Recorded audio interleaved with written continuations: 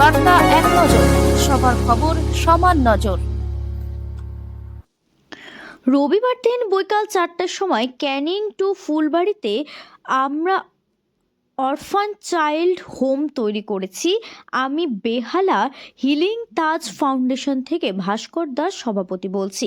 আমরা এখানে এই অঞ্চলে যাদের ভাগ নিয়ে গেছে এবং কমিউনিটি নিয়ে গেছে বাবাদের, সেই সব বাচ্চাদের রাখবো 1 থেকে 14 বছর পর্যন্ত। তারপর আমরা বাচ্চাদের 50টা বাচ্চাকে আমরা আমাদের প্যাকেজে খাওয়ানো হয়েছে। এই বিএসটি ফাউন্ডেশন এর মাধ্যমে তারা অনুষ্ঠানে আমরা ছবি তুলে ধরলাম।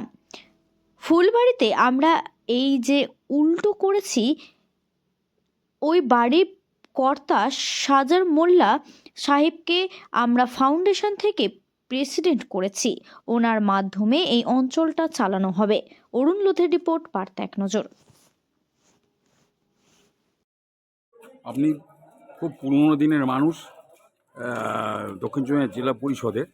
তা এই যে এত এত বড় একটা উদ্যোগ, এই যে বাচ্চাদের নিয়ে যে অনুষ্ঠানটা চলছে, তা এটা আপনি ভাস্কর দাস সাথে কীভাবে সহযোগিতা করছেন? জনস্বার্থে আমি দীর্ঘদিন এ কাজ করি, আচ্ছা। বেসরকারিভাবে। আচ্ছা। এবং জনস্বার্থের কাজ কোনো রকম বাধাবিঘ্ন হয়নি। আচ্ছা। এ পর্যন্ত নিজের তহবিল থেকে খরচা করতাম। ভাস্করবাবু আমাদের সঙ্গে আচ্ছা। অ্যাড হয়েছে।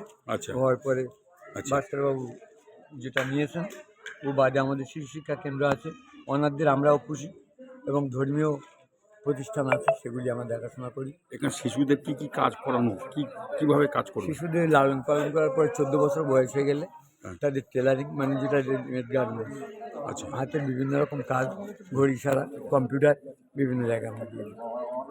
আমরা আমরা পরিচয়টা দিন, আপনার নাম আর পরিচয়টা। আমি মোহাম্মদ শাহজাহান মোল্লা, হ্যাঁ। বর্তমান কর্মদক্ষ, জেলা পরিষদ। কোন দপ্তর ছিল আপনার? কৃষি সেচ সমবায় উদ্যান পালন। আমার 15টা দপ্তর ছিল। আপনি দপ্তরের কথা শুনে লিখতে হবে তো একবেলা। আচ্ছা আচ্ছা আচ্ছা। আপনি এইভাবে মানুষের জন্য জনস্বার্থে কাজ বরাবর কাজ করি, করে যেতে হয়। আজীবন করার ইচ্ছাও আছে, এক্সপায়ার হওয়া পর্যন্ত।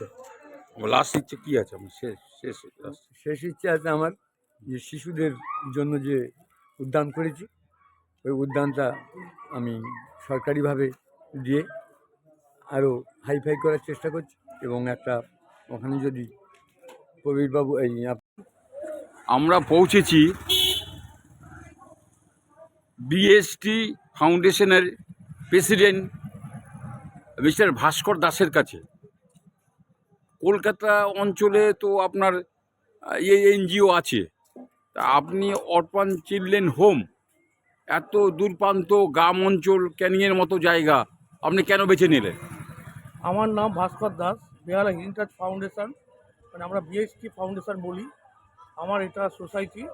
আমি ক্যানিংয়ে ফুলবাড়িতে এই দোতলাতে বাচ্চাদের রাখার জন্য ব্যবস্থা করেছি। যারা অনাথ বাচ্চা, যাদের বাগে নিয়ে গেছে, ফ্যামিলি বাচ্চারা আছে, যাদের কুমিরে নিয়ে গেছে বা আমাদের, সেই বাচ্চাদের নিয়ে আমরা এখানে ওল্ড, এই যেটা লেখা আছে এটা অরফান চিলড্রেন হোম, সেইটা দোতলাতে আমরা আরম্ভ করছি।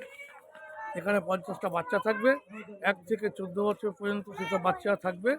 তাদেরকে হাতে কারিগরি শিক্ষা দিয়ে তাদেরকে আমরা মার্কেটে ছেড়ে দেওয়া হবে, যাতে তারা ভবিষ্যতে করে খেতে পারে। এই অরফান চিলড্রেন হোম, এটা কি এই ক্যানিংয়েই প্রথম শুরু করলেন? এই ক্যানিংয়ে প্রথম আমরা করলাম। এটা হচ্ছে আমাদের এক্স কৃষিমন্ত্রী দক্ষিণ চব্বিশ পরগনা জেলার সায়ান মোল্লার হাউসে আমরা এটা অনুষ্ঠান করতে চলেছি। উনি আপনাকে সহযোগিতা উনি করছেন? সহযোগিতা করেছেন। আমরা কলকাতাতেও তো আছে। কলকাতাতে আছে আমার হেড অফিস। হ্যাঁ। এটা একটা ব্রাঞ্চ অফিস করা হলো দুর্গাপুরে। আপনার উদ্দেশ্যটা কি? উদ্দেশ্য হচ্ছে যারা অরফান বাচ্চাদের, যাদের বাগে নিয়ে গেছে বা আমাদের, সেই সব বাচ্চারা এখানে থাকবে, খাবে দাবে, স্কুলে পড়ানো হবে। ইংলিশ মিডিয়াম স্কুল করা হচ্ছে 1 থেকে 14 বছর পর্যন্ত।